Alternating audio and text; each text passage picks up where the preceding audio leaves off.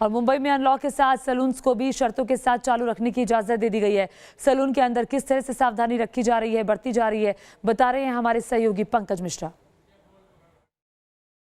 मुंबई में अनलॉक की शुरुआत हो चुकी है। बीएमसी ने सैलून्स को भी 50% कैपेसिटी पर अपना काम शुरू करने की इजाजत दी है।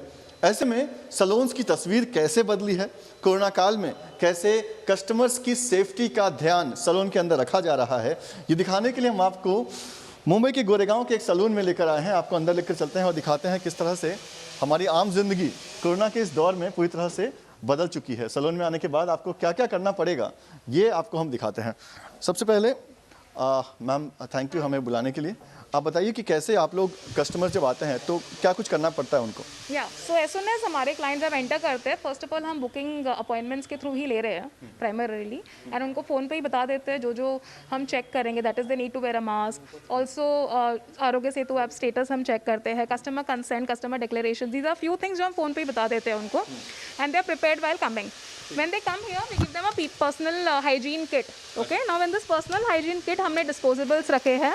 That is a pair of glass, mask and shoe covers. ठीक है, एक बार मैं देख सकता हूँ ये। तो देखिए, जैसे ही आप सैलून के अंदर आएंगे, आपको मास्क पहनना पड़ेगा, शू कवर आपको पहनने पड़ेंगे और ग्लव पहनने पड़ेंगे।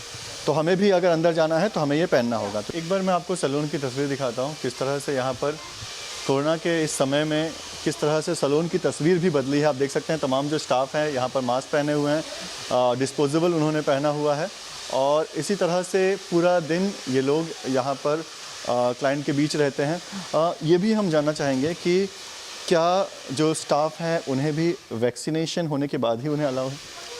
सो basically as per HUL guidelines हमारा हर जो स्टाफ यहाँ पर है, they all are vaccinated with the first dose. Also उनका एंटीजन टेस्ट करवाया जाएगा एवरी 15 डेज में, so that we have a clean check on their health.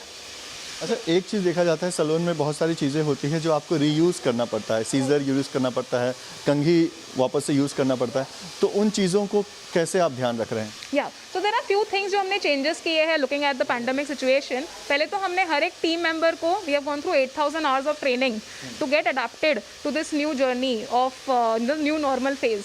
Okay, so हमने पहले हम रीयूजेबल टॉवल्स यूज़ करते थे before corona, now we have these disposable kits that we have made. 50% capacity पर ही saloons को शुरू करने की इजाज़त है।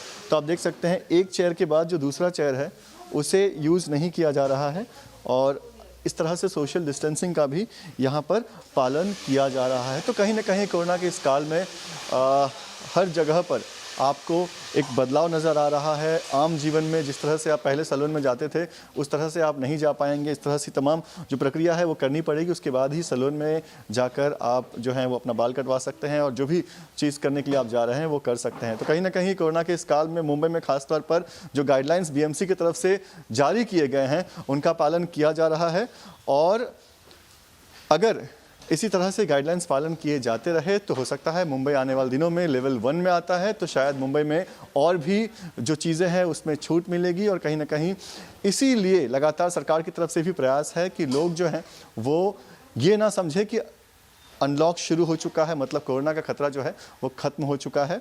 कहीं ना कहीं कोरोना का खतरा बना हुआ है। ऐसे में अगर आप घर से निकल रहे हैं तो तमाम नियमों का भी पालन आपको करना पड़ेगा। वीडियो जर्नलिस्ट सिद्धेश वाजगे के साथ पंकज मिश्रा, न्यूज़ नेशन, मुंबई।